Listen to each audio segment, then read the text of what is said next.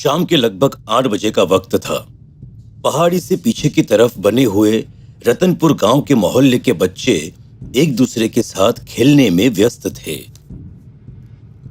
अंधेरे ने पूरे गांव को अपने आगोश में ले लिया था। हवाएं कुछ ज्यादा ही जोरों से चल रही थी और पीपल के पत्तों की आ रही तेज आवाज एक भयानक सा माहौल पैदा कर रही थी। रतनपुर गांव कुछ ज्यादा आबादी वाला नहीं था। कुल मिलाकर गांव में 15 से 20 परिवार रहा करते थे, लेकिन गांव में सुख शांति थी। लोगों के अंदर आपस में प्रेम था और गांव के बच्चे देर रात तक मोहल्ले के बीच खेला करते थे। लेकिन आज तक गांव में किसी तरह की कोई अनहोनी नहीं हुई थी। लेकिन आज की रात गांव का मौसम जिस तरह से बदला था वो कुछ अलग था। गांव के लोगों को लग रहा था जैसे ये हवाएं नॉर्मल नहीं है, बल्कि कुछ तो है जो बाकी दिनों से अलग है। और इसीलिए मोहल्ले के बीचों बीच खेल रही पिंकी, गुड़िया, पप्पू और रानी, इन चारों बच्चों को इनके माँ बाप आवाज देकर बुला रहे थे। लेकिन ये बच्चे खेलने में इतने व्यस्त थे कि इन्हें अपने माँ बाप की आवाज तक सुनाई नहीं दे रही थी। पप्पू, तुझे पता है ये जो हमारे गांव का चौक है ना, इसके सामने गली में जो घर है वो अंदर से बहुत सुंदर है, लेकिन उस घर में तो कोई रहता ही नहीं। तुझे कैसे पता वो घर बहुत सुंदर है? अरे मेरे पापा ने मुझे बताया था। पहले जमाने में ना ये राजा का घर हुआ करता था। मुझे भी राजा का घर देखना है, कैसा होता है। लेकिन उस घर पर तो ताला लगा हुआ है। उस घर के अंदर कोई नहीं जा सकता, बस मंदिर के पुजारी जी है, वो उसकी साफ सफाई करवाने के लिए जाते हैं कभी कभी। ऐसा कुछ नहीं है, मेरे पापा कह रहे थे, क्योंकि उस घर के पीछे वाली दीवार है ना, वो अब टूटने वाली है और वहाँ पर एक दरवाजा भी है, वहाँ से हम अंदर जा सकते हैं। अरे लेकिन उस दरवाजे पर भी तो ताला लगा होगा ना। जब वो घर कभी नहीं खुलता तो पीछे वाला दरवाजा खुला कैसे रह सकता है? अरे मैं बता रही हूँ ना, दीवार टूट गई है तो दरवाजा कमजोर हो गया है और पुजारी जी ने अभी तक ठीक नहीं करवाया। हम चाहे तो वहाँ से जा सकते हैं अंदर। चलो ना, चलकर देखते हैं कि राजा का घर कैसा होता है। लेकिन अभी तो वहाँ पर अंधेरा होगा, इतनी तेज हवा चल रही है, गांव की लाइट भी तो चली गई है। अरे कोई बात नहीं, मेरे पास ना एक लाइटर है, हम उसकी रोशनी में अंदर चले जाएंगे।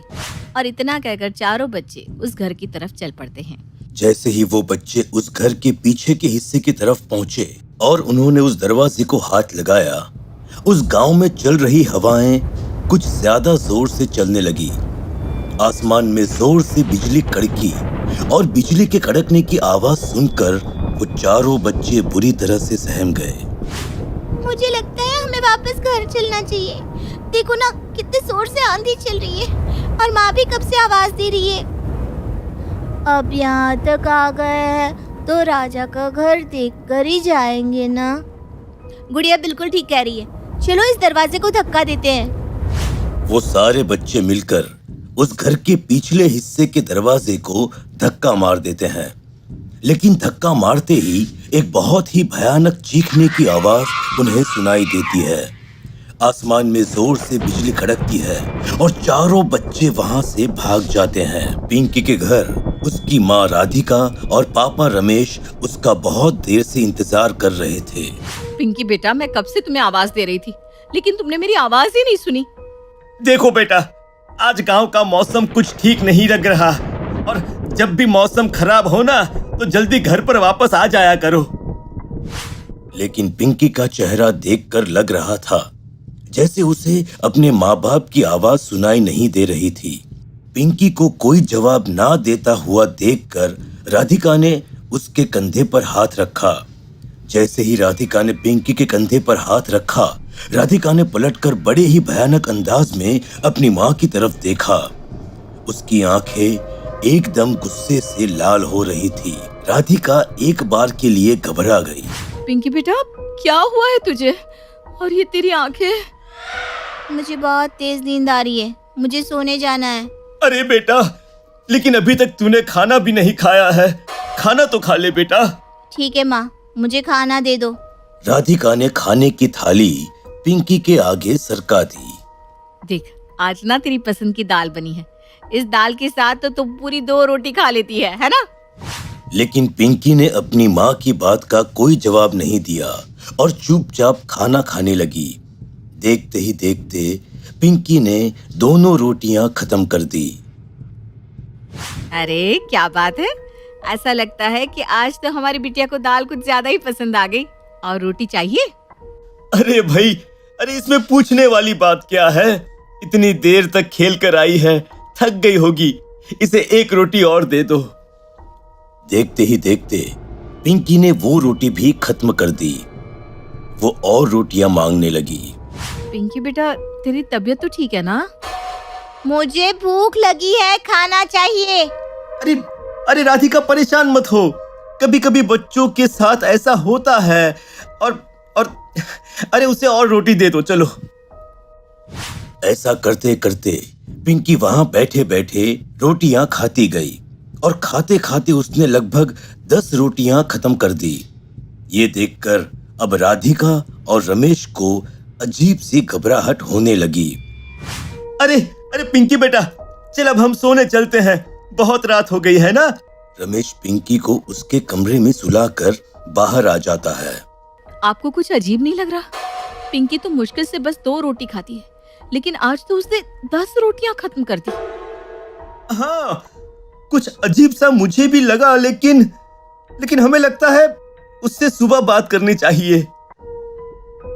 पप्पू के घर पर पप्पू के माँ अश्विनी और पापा कैलाश भी उसका बड़ी बेसब्री से इंतजार कर रहे थे। देख पप्पू, मैंने तुझे बहुत बार समझाया, अरे ऐसे आधी आधी रात तक गांव के चौक पर खेलना ठीक नहीं है। तेरे पापा बिल्कुल ठीक कह रहे हैं बेटा। इतना खराब मौसम हो रहा था और तेरे पापा ने तुझे कहाँ कहाँ नहीं ढूंढा। कहाँ थे तुम लोग बेटा? कहाँ थे का क्या मतलब? हम लोग भी पीपल के पेड़ पर उल्टे लटके हुए थे। पप्पू ने ये बात कुछ इस अंदाज में कही कि अश्विनी और कैलाश की सांसें अटक गई। क्या मतलब? तो पीपल के पेड़ पर उल्टे लटकी हुई थी? मतलब क्या होता है? जो कर रहे थे वही तो बता रहा हूँ। अब जल्दी से मुझे 1 गिलास पानी दो। अरे तू आज किस तरह से बात कर रहा है? इतनी अजीब अजीब बातें क्यों कर रहा है? मुझे बहुत जोर से प्यास लगी है, पानी चाहिए। अश्विनी ने पानी का गिलास पप्पू की तरफ बढ़ा दिया। पप्पू ने पानी पिया और गिलास को वापस रखकर अपने कमरे में चला गया। इस लड़के का दिमाग खराब हो गया है, थोड़ी लगाम लगाओ इसके ऊपर। लेकिन अश्विनी ने जैसे ही पप्पू के रखे हुए पानी के गिलास को उठाकर अंदर रखने की कोशिश की, एकदम से गिलास उसके हाथ से छूटकर नीचे गिर पड़ा और अश्विनी की चीख उस घर में गूंजने लगी। अरे क्या हुआ? अश्विनी ने अपना हाथ कैलाश को दिखाया जो अब जल चुका था और उस पर फफोले पड़ गए थे। अरे ये क्या हुआ अश्विनी, तुम्हारा हाथ कैसे जल गया? मुझे कुछ समझ में नहीं आ रहा। पप्पू ने इस ग्लास में पानी पिया था और उसके बाद ये ग्लास किसी अंगारे की तरह दहक रहा है। आपको नहीं लगता कि बहुत कुछ गलत हो चुका है? उधर पप्पू अपने कमरे में दीवार पर बिना किसी सहारे के चल रहा था। पप्पू के कमरे का माहौल कुछ अजीब था। पप्पू की आंखें बाहर निकल आई थी, लेकिन उसके माँ बाप इस बात से बिल्कुल अनजान थे। रानी के घर पर उसकी माँ सुकन्या और पापा राघव दोनों ही रानी का इंतजार कर रहे थे। लेकिन रानी ने जैसे ही अपने घर में कदम रखा, वैसे ही उस घर में जानवरों की आवाजें सुनाई देने लगी। अरे ये क्या? ये आवाजें कहाँ से आ रही है?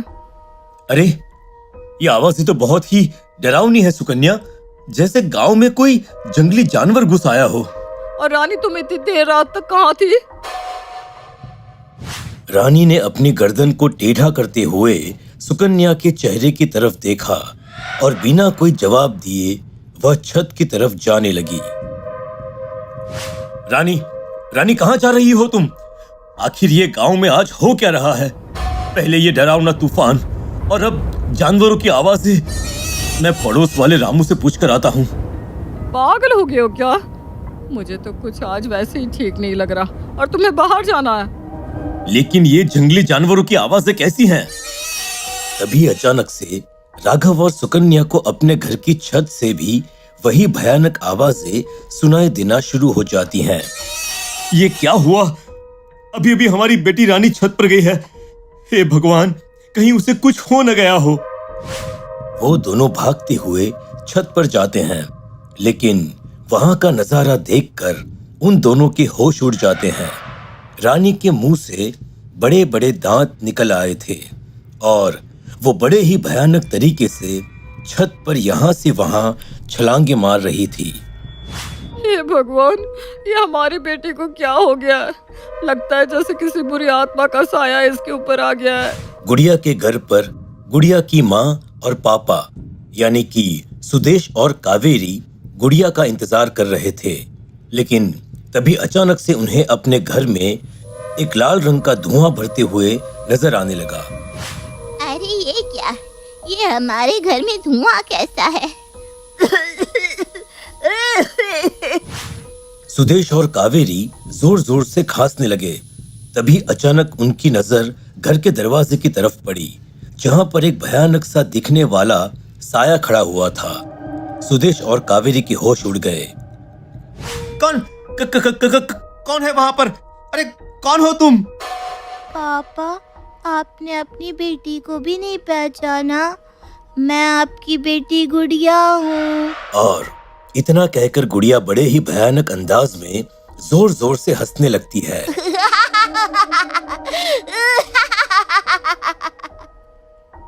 उसके हंसने की आवाजें बेहद ही डरावनी और दिल दहलाने वाली थी। ये हमारी बच्ची को क्या हो गया है? चारों तरफ अजीब सा माहौल है। गुड़िया, बेटा तुम ठीक तो हो ना? मैं आपकी गुड़िया नहीं हूँ, मैं एक बुरी आत्मा हूँ, एक बुरा साया जो इस पूरे गांव को निगल जाएगा।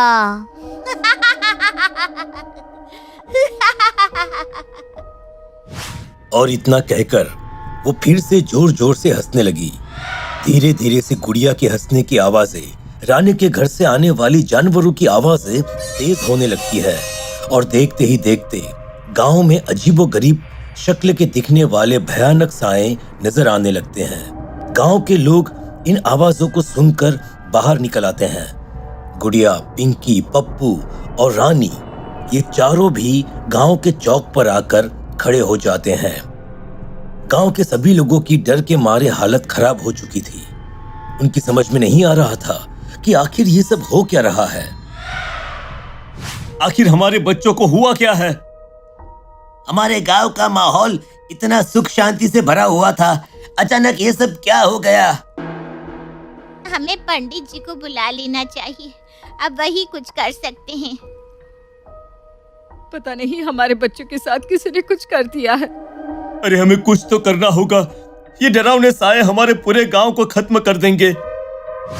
इससे पहले कि पंडित जी वहां पर आते, देखते ही देखते वो डरावने साए गायब हो जाते हैं और साथ में ही वो चारों बच्चे भी गायब हो जाते हैं और गांव में मातम का माहौल हो जाता है। लोगों के रोने पीटने की आवाजें आती हैं, चारों तरफ सुनाई देने लगती है, लेकिन वो बच्चे वापस नहीं आते। धीरे धीरे सुबह हो जाती है। गांव के सब लोग पंडित जी के साथ उस पुराने घर के पास पहुंचते हैं जहां पर बच्चे खेलने के लिए गए थे। पंडित जी, इस घर की वजह से ही सब कुछ हुआ है। कल रात को बच्चे यहीं पर खेलने आए थे। इस घर के पिछले दरवाजे का ताला टूटा हुआ है। इसका मतलब है कि जिस अनर्थ का हमें डर था वही हुआ है। कैसा अनर्थ पंडित जी? मैंने वर्षों से इस घर के अंदर बुरी आत्मा को बांध कर रखा था, लेकिन अब वो आजाद हो चुकी है और हमारे गांव के बच्चों को भी अपने साथ ले जा चुकी है। नहीं नहीं नहीं पंडित जी, ऐसा नहीं हो सकता। आप प्लीज हमारे बच्चों को बचा लीजिए, बचा लीजिए। हाँ पंडित जी, अगर हमारे बच्चे वापस नहीं आए तो हम लोग जिंदा नहीं रह पाएंगे। अरे लेकिन पंडित जी, ये कौन सी बुरी आत्माएं हैं? आप किसके बारे में बात कर रहे हैं? वर्षों पहले इस गांव में एक बहुत ही भयानक बीमारी फैली थी और उस बीमारी के चलते कई लोग रातों रात मर गए थे। उन लोगों के बुरे साए इस गांव में भटक रहे हैं, जिन्हें तंत्र मंत्र की मदद से मैंने इस घर के अंदर बंद करके रखा था। इस घर के पीछे की दीवार टूट गई थी और मैं उससे ठीक करवाने ही वाला था, लेकिन तभी अचानक बच्चों ने इसे खोलकर इस अनर्थ को न्योता दे दिया। लेकिन अब क्या होगा पंडित जी? क्या हमारे बच्चे वापस कभी नहीं आएंगे? और पंडित जी, आखिर हम ऐसा क्या करें? कुछ नहीं, बस हम सबको उस घर के अंदर जाकर उन आत्माओं का आह्वान करना होगा। गांव के सब लोग बुरी तरह से डरे हुए थे, लेकिन बच्चों को वापस लाने की बात की वजह से वो सब उस घर के अंदर जाते हैं और पंडित जी के बताए अनुसार चारों तरफ घर में लाल रंग का सिंदूर बिखेर देते हैं। देखते ही देखते उस घर के अंदर एक लाल और काले रंग का धुआं भरने लगता है और वो बुरे साए वहां पर पहुंच जाते हैं। ये आवाजें कितनी भयानक हैं। किसी को भी डरने की जरूरत नहीं है। मैं बस जैसे ही इशारा करूं, आप सब लोग यहाँ से बाहर भाग जाना। धीरे धीरे बुरे साए उस घर के बीचों बीच आकर जोर जोर से डरावनी आवाजें निकालने लगते हैं। साथ में वो चारों बच्चे भी थे। पंडित जी के कहने पर उन चारों बच्चों के माता पिता ने अपने बच्चों को उठाया और घर से बाहर निकल गए और देखते ही देखते वो साए फिर से उस घर के अंदर कैद हो गए और रतनपुर गांव एक बार फिर से पहले की तरह हो गया। लेकिन उस घटना के बाद किसी ने भी उस घर के आसपास जाने की या उस घर के तालों को खोलने की हिम्मत कभी भी नहीं की।